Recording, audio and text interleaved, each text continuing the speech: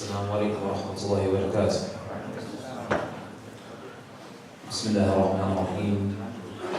الحمد لله رب العالمين والصلاة والسلام على محمد وعلى آله وصحبه أجمعين. سبحانك لا علم لنا إلا ما علمتنا إنك أنت العليم الحكيم ولا حول ولا قوة إلا بالله العظيم. اللهم لا علمنا بما ينفعنا وينفعنا بما علمنا وزدنا من فضلك علما تعليما إنك على كل شيء قدير. Alhamdulillah. Jazakallah khair for inviting me and for staying. And so inshallah the topic that we were given today is in regards to the one who Allah subhanahu wa ta'ala has referred to him as an adu mubin, a manifest enemy. There's a saying that's said in English that you should keep your friends close and your enemies even closer. And what this saying is signifying is that when one has an enemy, that they need to know as much about the enemy as they possibly can, in order that they may avoid the traps and the harm that their enemy may try to cause them. And so when it comes to the Shaytaan is one who has dedicated himself in order to try to allow for the children of Adam alayhi salam to be of those who have the same faith as he does. That he wants the children of Adam to be of the people of the hellfire, and na'udhu billah. And the thing about the Shaytaan is that the Shaytaan is one who, if you were to say who is the greatest of scholars, who is the person that has the most of knowledge? Some people will probably say this sheikh, some people say this sheikh, but if you want to know in terms of just knowledge, in terms of knowing, then there's probably no one that has more knowledge than the Shaytaan. Because the Shaytaan has been around since the creation of Adam alayhi salam. And so what I'm saying by saying this is that he's seen it all. There's no one or no personality that the Shaytaan has not seen. And so his traps and his plots are sophisticated. He knows how to get to a person. And so how do we combat this? Well, as we mentioned before, we have to start learning ourselves what those traps are.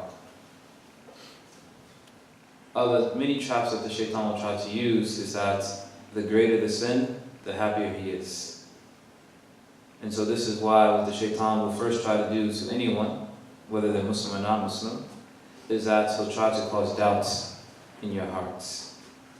And this is what Allah subhanahu wa ta'ala mentions in Surah An-Nas. All of us are familiar with the Surah An-Nas. الَّذِي يُوَسْوِسُ فِي صُدُورِ النَّاسِ. The one who whispers into the hearts or the breasts of men. And he does this in order to create doubt. And why does he create doubt? He wants you to have doubt in Allah subhanahu wa ta'ala, so that you can possibly leave the belief in Allah subhanahu wa ta'ala. This is his ultimate goal if he can get you to do that. And this is why it behooves all of us that we have to learn at least a fundamental basis within our deen. So for example, we have to learn the fundamental basis in terms of the basics of Aqidah. What do we believe about Allah subhanahu wa ta'ala? And in our times, this is even more critical because we have this surgence of atheism that goes around. And for example, our youth, and inshallah ta'ala I can still be included in that category, but our youth and those of our children who are going off to college and the like, they're taking philosophy class and psychology classes and all these type of things, and they're getting these new theories and theologies and so on and so forth, and then they come home and they question Allah. And they come home and they question the aspect of religion. But the unfortunate thing is that for some of us, we don't even know the responses to these questions. So they come home and they're talking about, Freudian theory and, this type of theory, and how can we really prove that God exists, and doesn't science prove this and that? And unfortunately, some of us, we don't even know the answer or the response to give. and this is one of the main traps of the Shaytaan, is that if he can cause you to have doubts in your deen, then it's a way that can lead easily to something of the greatest of sins, which is to doubt Allah subhanahu wa ta'ala in its entirety.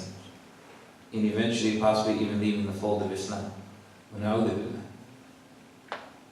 And this is why the Prophet ﷺ said that the seeking of knowledge is an obligation upon every Muslim. And this knowledge is not just in terms of, for example, making wudu or praying the salat. But again, we have to know, why is it that we believe in Allah subhanahu wa ta'ala? Who is Allah subhanahu wa ta'ala? Who is Allah subhanahu wa ta'ala not? Why do we have the yaqeen in Allah subhanahu wa ta'ala? It's not sufficient for us just to say that, oh, my parents are Muslim, so I'm Muslim. Particularly in our time, that doesn't work. Because again, we're being bombarded from all types of angles in terms of this aspect of disbelief in God. I mean, now if you look at it, it's almost to the point where those who consider themselves to be more sophisticated and more intellectual, they consider, for example, a person that believes in organized religion, that you're living in the past, you're living in the Stone Age. Of the greatest of minds, for example, you have the likes of people like Dawkins or Stephen Hawking, who just recently passed away. And these are supposed to be the greatest intellectual minds that the modern world has seen. But there are people who don't believe in Allah subhanahu wa ta'ala. And so we have to be able to combat this.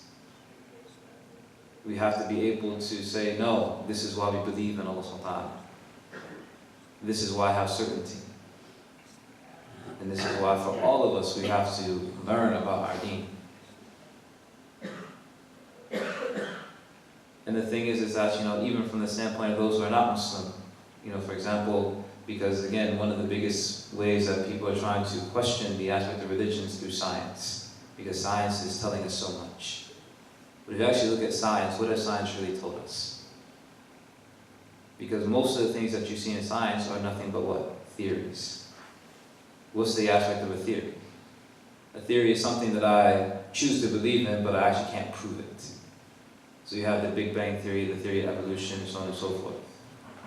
If you want to read a decent book that I recently got in possession of, it's called The Science Delusion. And it's written by a scientist in the aspect of showing how science has not actually been able to disprove the aspect of God. And actually it's quite the opposite. And this scientist in particular, he's actually, been blacklisted by other scientists because his argument is too good, so to speak.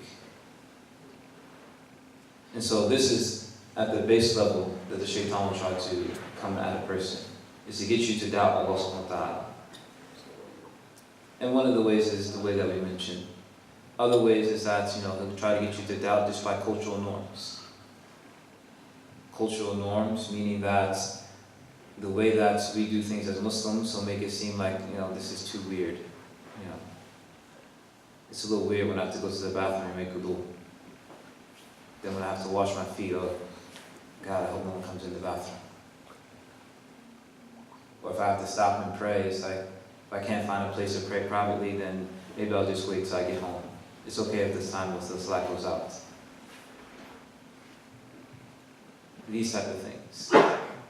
These are from the waswasa of Shaytaan. Why? Because he wants to try to get you to go away from Allah subhanahu wa ta'ala. This is of the first things. So shirk, or having doubts on Allah subhanahu wa ta'ala, is the main thing that the Shaytaan is going to try to get you to do. But the Shaytaan, like we said before, is that the Shaytaan, he's very intelligent. So he understands that for some people, he may not be able to give them that doubt. So what's the next thing that he may try to do? The next thing that he may try to do for an individual is that he may try to get you to commit the haram in some type of way.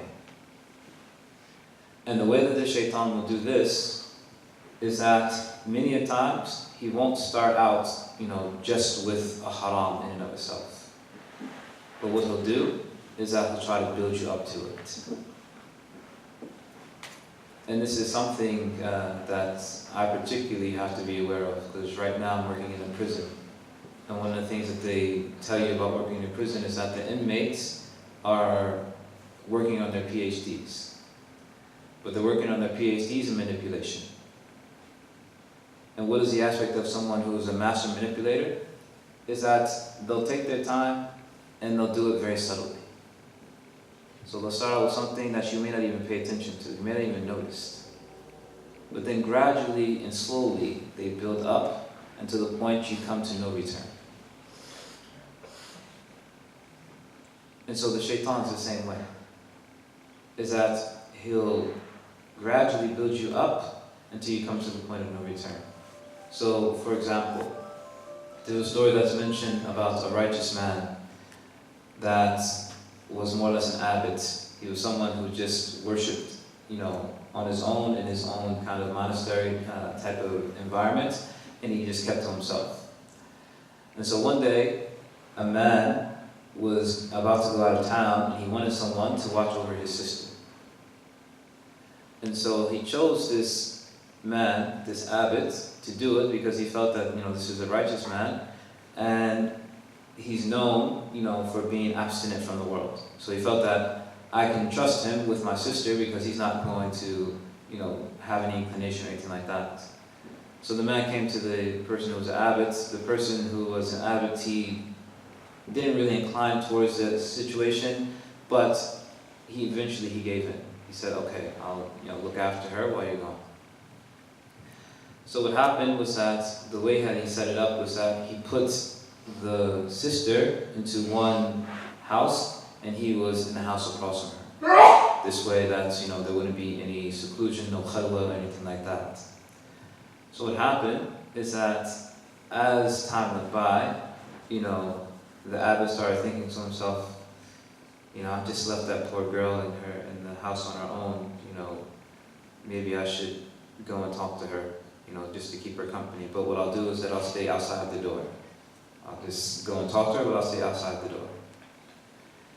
And so he went and then he started to talk to her outside of the door just to try to give her some type of companionship.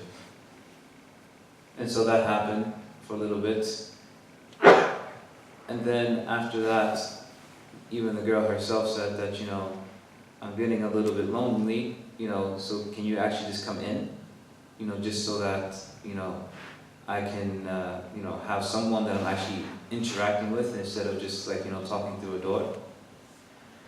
And at first the abbot said, no, I'm not going to do that. But then eventually, he kept getting whispers that, maybe this would be okay, just because, I want to, honor my guest, so to speak. And so eventually he goes into the house. He goes into the house, this happens for a little bit, and then the abbot starts to notice that he starts to develop a liking for this particular girl.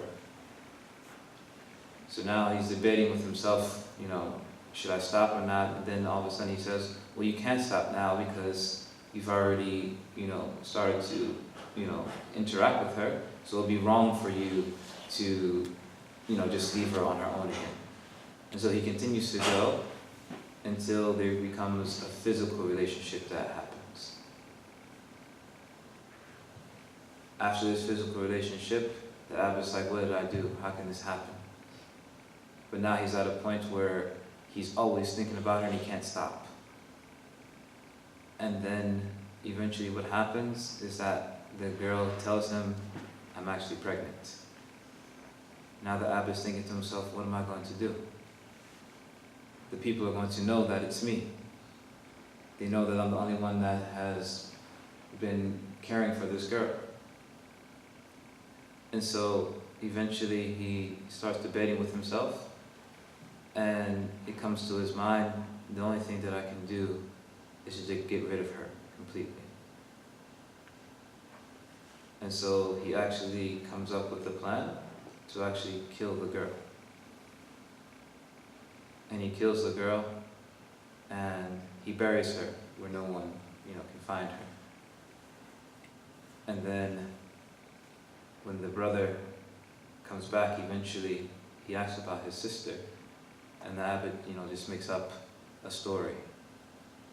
But then the area that the girl was buried in, eventually it becomes uncovered, and so it's found out that this man had actually killed him, and so now he's taking away.